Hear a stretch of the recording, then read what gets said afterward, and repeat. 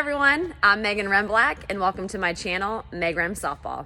Hey guys, so today we're going to work on getting into our athletic catching stance and work on receiving and framing pitches at different areas of the strike zone. Now, first and foremost, it's super important, just like any other position in the field, that we're ready, we're set, and we're in an athletic position to receive the ball and make plays based upon whatever happens in the field. So the way that I like to start and the way that I usually teach it is to think about stacking your feet with your hips, with your shoulders. You should always feel like if somebody were to come up to you and push you when you're in your catching stance, you can't get knocked down. So I see a lot of, especially younger catchers, squeeze their feet in and be here. Some people are almost too far out where their feet are extended beyond their shoulders, and it's just not very comfortable long term, starts to lead to weak hips. So what we really want to ensure is that our feet are stacked with our knees, or stacked with our hips, or stacked with our shoulders. So from there, I should, in theory, be able to squat straight down, right? I'm here, I'm in my athletic stance. If I turn to the side, you'll notice that I'm almost already in a secondary position. I can come lower. There's nobody on base, fantastic. But if there is, I should be here with my chest still a little bit lower so that umpire can always view and see over top of me to the ball. So once I'm set and I'm established, like I said, stacked feet to knees to shoulders and my hips, I want to make sure that the weight, all of my weight is typically on the insides of the balls of my feet. So you should feel pressure here. Hopefully you guys can see here. So this gives me the ability to move in and out of the strike zone. So depending upon where I'm setting up for my pitcher, I always have the ability to swing my hips and be here, swing my hips and be here. Now that we've ensured that we've got the movement that we need, you always also want to make sure that you're not putting too much weight to one side of the leg or the other.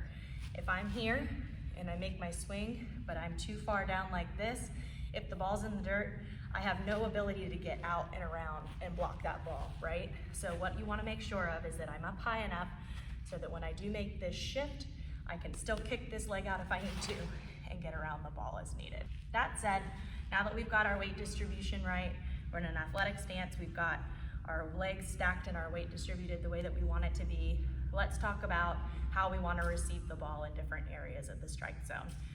I think a lot of folks teach the whole picture frame mentality. So we think about the K zone, top of the zone, inside, outside, and then the bottom of the zone. That's fantastic, a great approach, and really easy to teach at a younger age. I think where some catchers can miss the mark is doing too much wrist exaggeration around that picture frame that we're looking for. So what we want to work on today and what you want to ensure that you're doing in the games is that it's more with your fingers than with our wrists. We always want to stay really, really quiet here. Think about these three fingers as we're catching the ball, that we're curling those around the different areas of the strike zone. And that is where we have the most impact. Whereas if I'm an umpire and I see a catcher receive a ball here and she flips it here, you're never gonna get a call that you want. So think about that. We're gonna practice a little bit today with just these three fingers, receiving in an L shape here to my pitcher. That's where I've got my biggest, broadest target and where she can see best.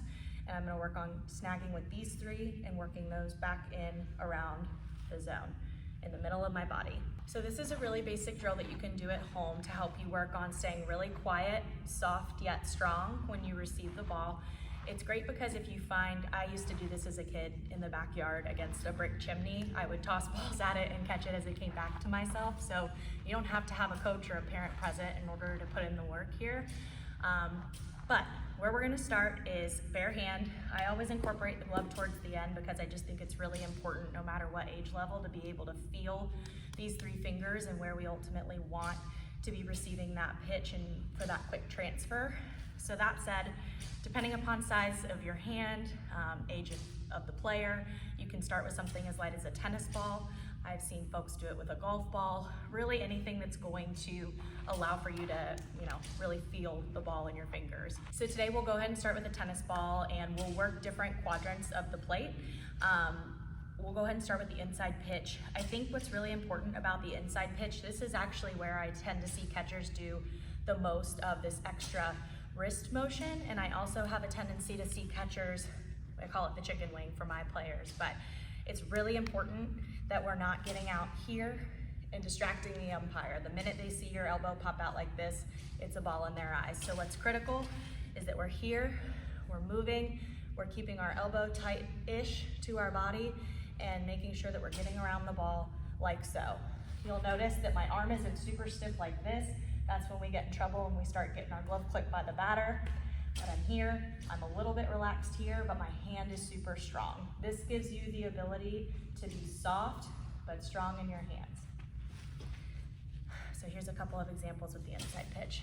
Focusing on these 3 fingers, you shouldn't hear a super loud pop. It should be gentle. Notice I'm not using the palm of my hand. Oops.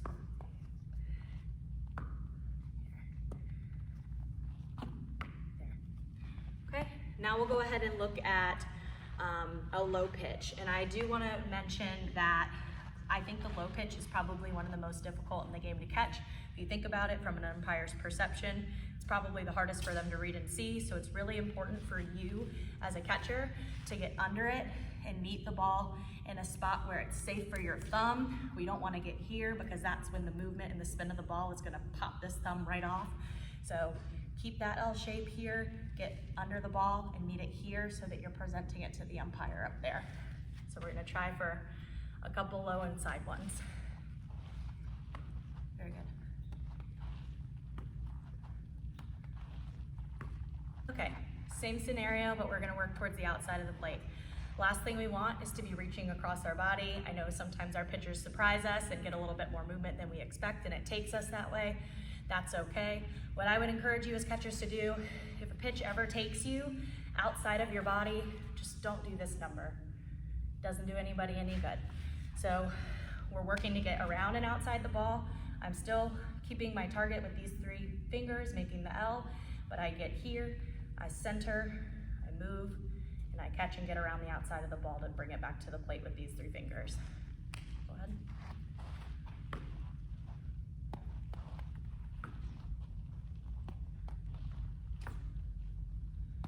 Notice I don't go get the ball, I catch it, and I leave it right where it's pitched. And lastly, these ones are maybe our rise balls or our screw balls that might get away from our pitcher a little bit. These are going to be a little bit up in the zone towards the batter's hands, typically. And I'll show you just how you would go about getting a little bit on top of the ball and framing it down in the zone.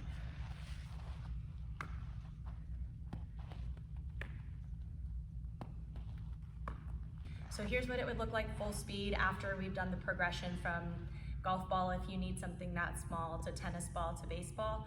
Now I like to do, again, full speed, glove on, making sure that they're still focusing on that L on the inside of the glove. That's ultimately where we want to catch the ball for that quick transfer.